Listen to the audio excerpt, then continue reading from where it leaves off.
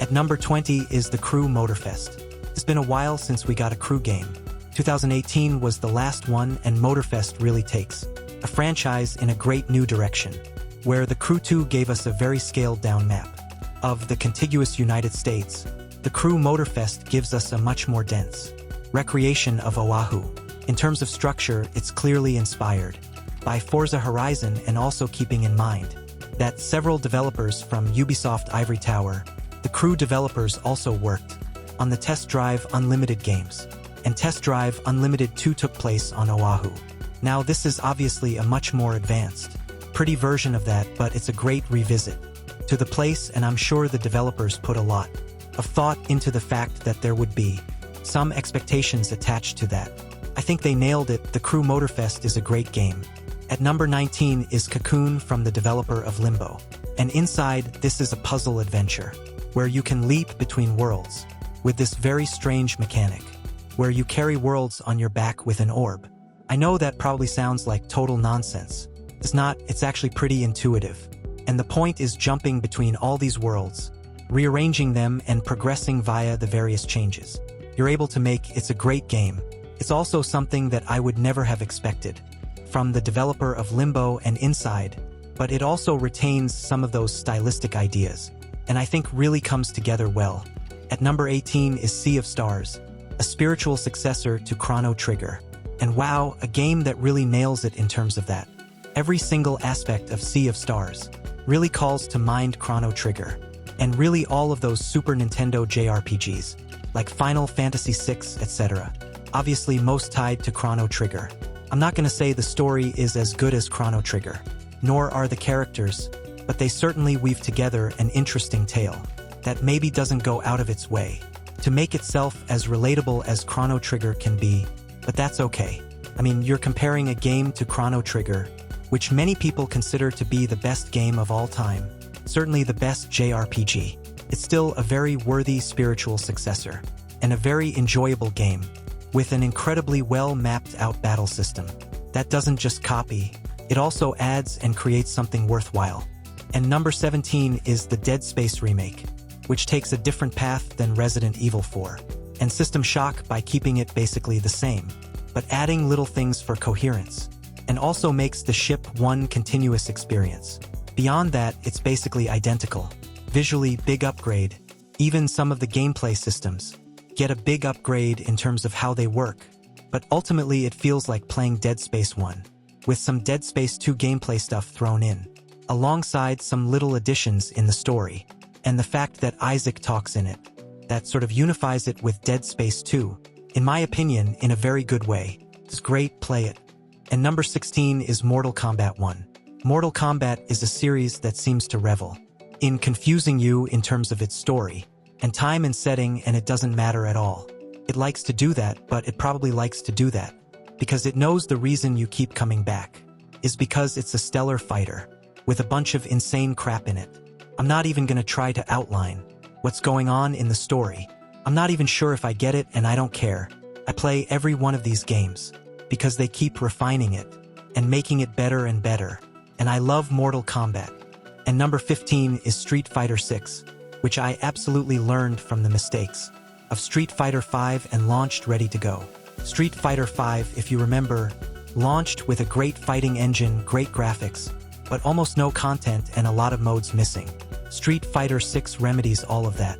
This is the full package that everybody should get when they buy a game. And on top of that, in terms of the online, wow, does it work good? Almost no online games at all work this well on launch day. Certainly not incredibly timing-based games like Street Fighter, but they really nailed it.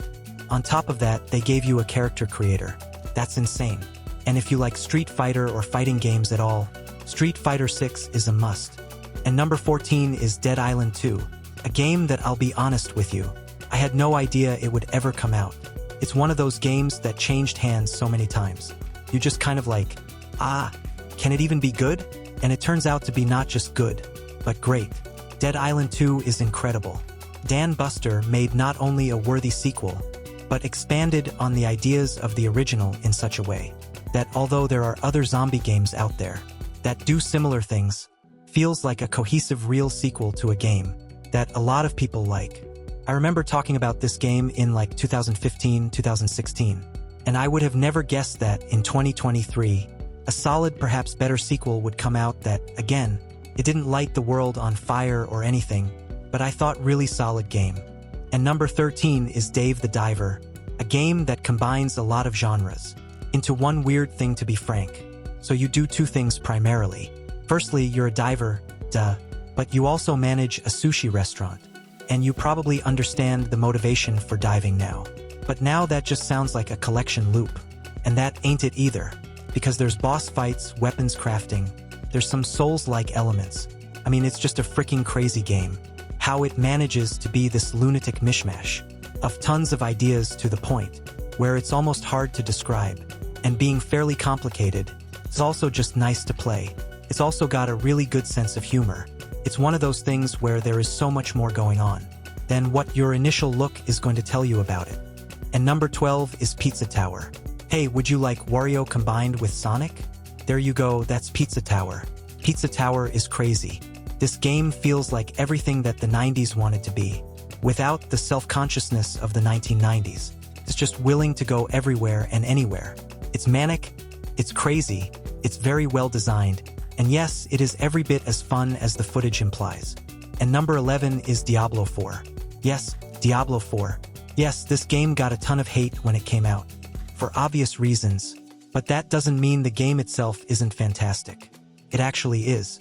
I'm not going to pretend for even a second that it is acceptable to have microtransactions up to wazoo and a battle pass in a $70 game, but hey, that doesn't stop the game from being good. I think a lot of people ended up saying that they hate aspects of the game that are actually pretty good just because of the anger that other aspects of the game generated. I mean, this is classic Diablo at its best. It's very well designed, got a huge open world, great co-op. There's really no reason to say the fundamentals of Diablo 4 are bad. I'm not going to say that there aren't legitimate reasons to not want to play the game. Yes, always online is going to irritate some people, and I don't think that these things are just hand-waveable, but that doesn't mean that the fundamentals aren't really good. I mean, Diablo 4, if you can get past all the crap, it is a really good game. I know somebody's going to say, well, you can't let them get away with it. You have to stand against it, otherwise they're never going to change. And I'm going to say this, they're never going to change. Blizzard has gotten all the negative press that any other developer would ever need to change. So I think it's kind of like, do you enjoy the stuff that works? And do you ignore the stuff that doesn't? Or do you just hate the game? That's kind of Sophie's choice here, if you know what I mean. And number 10 is Sons of the Forest. I don't know what better to say than it's the forest, but much bigger and much better. It is a beautiful game, it is an atmospheric game. It is a game with many possibilities for building, and a crazy, weird story that may not shock you if you've been through the original forest. I mean, this game is still in early access. It's not necessarily a complete game yet, and it is beloved by pretty much everybody that plays it. And number 9 is The Outlast Trials. This is basically a prequel that takes place during the Cold War, where Murkov is doing some experiments. If you know anything about that, it's a very different setting from the first two, but the game itself actually, builds on a lot of the great ideas from Outlast. Essentially, you have quests or tasks, or whatever you want to call them. You gotta complete them while not getting killed. You don't really have any offensive weaponry of any kind. You do have some passive defense like mines, but it's a pretty unique series, and it's a pretty good entry into it. At number 8 is Dredge, a fishing game that somehow manages to be unsettling. Look at the art style. It's cartoony, it's a little bit whimsical, except the color palette is a little bit dingy. It's a game that kind of feels like several different types of games, but brings them together pretty well. It also manages to instill this sense of dread that this type of game you wouldn't think would be able to. I really enjoy Dredge. It's a very different experience from what it looks like, and a very good one. At number 7 is Starfield. Yes, there are a lot of people who, do everything they can to discredit Starfield, and I know that there are more than enough people that will remember me saying a million times, wow, Bethesda needs to move to Unreal already. I'm so tired of the problems of the creation engine, but that doesn't mean Starfield is somehow absent of merit. It's actually a very good game, with a lot of interesting stuff. if you're willing to go into the Bethesda first for it.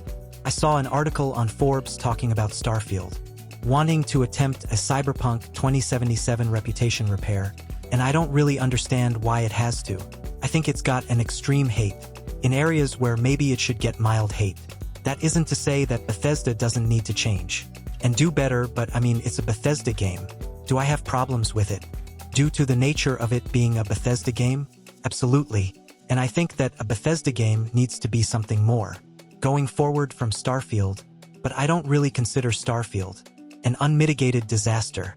It's a lot of interesting content, built in a pretty stagnant engine. As much as people hate it, there's actually a lot of great things to see in this game, and I will stand by that statement at very least. At number 6 is Armored Core 6, Fires of Rubicon, a game that does everything that it needs to do, and does it incredibly well. You got customization, you got a crazy futuristic story, you got the nonsense, but not quite the Kojima level of the nonsense. Armored Core 6 is really just a great game. I love this game. It also doesn't wear out its welcome. It's a 20-hour game. It's worth every cent, because it packs those 20 hours with everything. At number 5 is RoboCop Rogue City, a game that I don't think that anybody expected would be among the best of the year, even with a cool demo. I know a lot of people, myself included, played that demo, like this is really fun, but if it doesn't have some kind of progression in it, it's not going to be enjoyable, and it does have progression in it.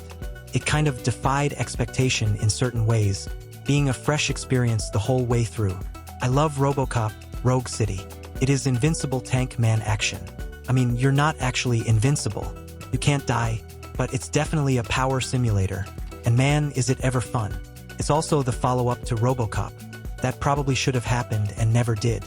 At number 4 is Lies of P, the Pinocchio Souls-like.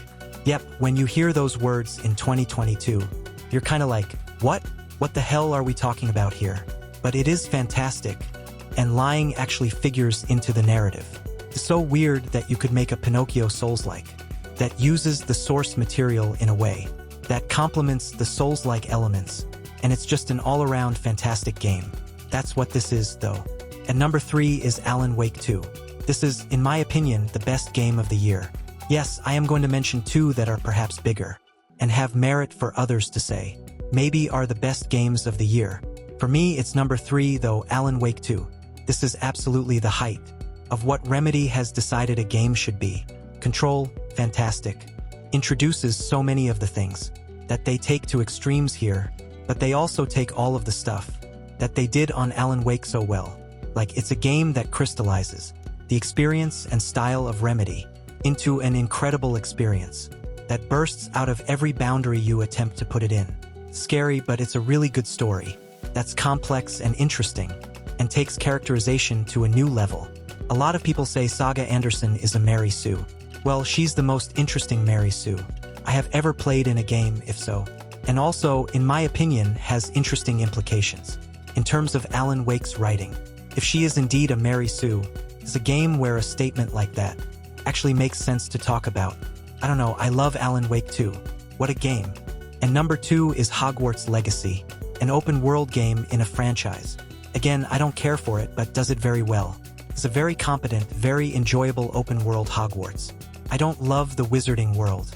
I don't really enjoy Harry Potter, but I did really enjoy exploring Hogwarts in this game. And really, a lot of the world here is very cool to see.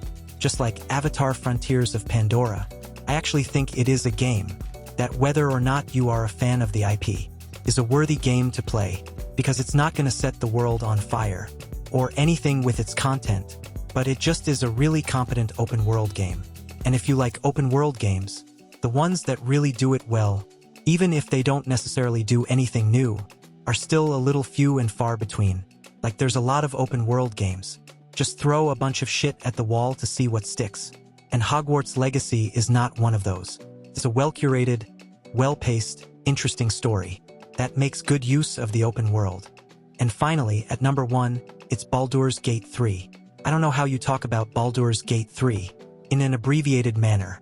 It is perhaps the most detailed, varied, and granular AAA game ever made.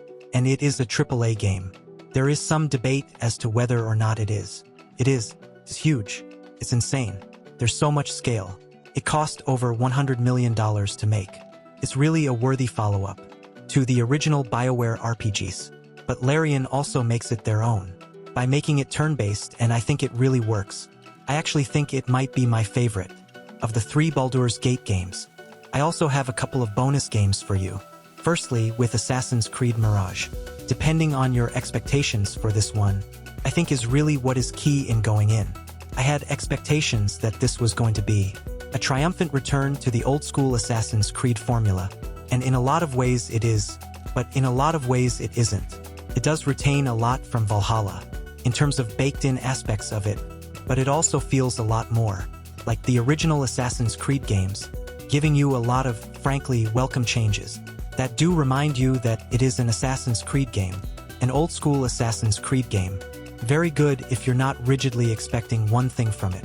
And finally, and to wrap things up, is Barotrauma, which is a 2D underwater survival horror submarine simulator with RPG elements.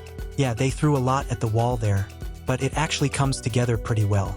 In some ways, it reminds me of Fallout Shelter, and in others, it reminds me of Frostpunk, except you actually play as like a character. It's got a little bit more of a sense of humor than Frostpunk, but it is a very interesting game that I'd highly recommend checking out. That's all for today. Leave us a comment, let us know what you think. If you liked this video, click like. If you're not subscribed, now's a great time to do so. We upload brand new videos every day of the week. Best way to see the first is, of course, the subscription, so click subscribe. Don't forget to enable notifications. And as always, we thank you very much for watching this video. I'm Tajbian. We'll see you next time right here on Tajbian Game Review.